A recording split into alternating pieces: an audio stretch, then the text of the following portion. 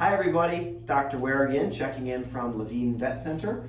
We're in our fourth video today for instructional video for different things that come up at home. This is Evie again. We have Alexis to help us out. Now today we're going to focus on medication administration. Oh my gosh, that can be a real challenge. You know, sometimes I'm even at home and I put the pill down their throat and I walk away and 2 minutes later I find the pill right on the floor. I'm like, what the heck happened? How'd they get it that far out? So I'm going to give you some of my tips and tricks for how I do it in hospital and at home with my own dogs. Sometimes they work, sometimes they don't, and sometimes each dog or cat is different.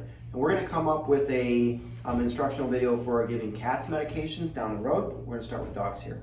So we went over this grip before, but I like to use this for administering meds. And it's kind of the thumb and index finger behind the canine tooth to control the head and the maxilla, the top of the jaw. So I can kind of control the head, I can open up the mouth, and that gives me access to actually administering meds.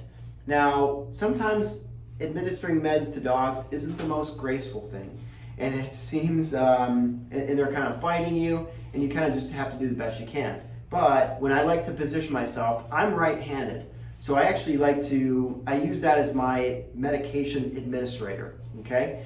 Now my left hand, I tend to like to hold the dog's muzzle with my left hand for control. So little Evie needs heartworm prevention and a dewormer, so I'm gonna give her these meds. The other thing I like to have, just in case, I like to have a syringe of water just to help wash down the medication afterwards, just similar to us taking a sip of water when we take a pill, okay? So I'm gonna get on the other side here, I'm gonna sneak across, and when you give the meds, it's very important that you push the medication down the throat as far as you can.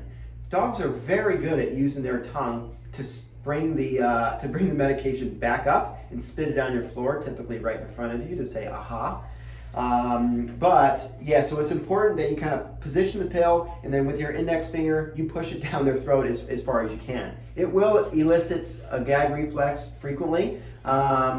It shouldn't induce any vomiting, which is good.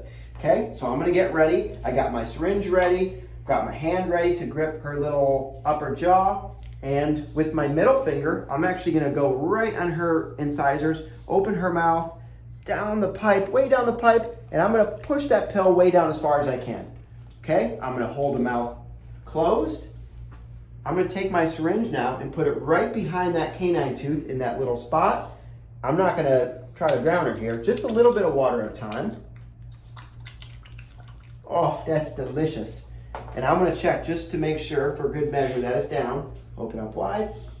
Hey, that worked out all right. So that's how I give medications to dogs. We do it, it's something in the hospital we have to do every single day. And I know people struggle with it a lot at home. So hopefully this will help out and give you some helpful hints with success. Thanks so much for joining.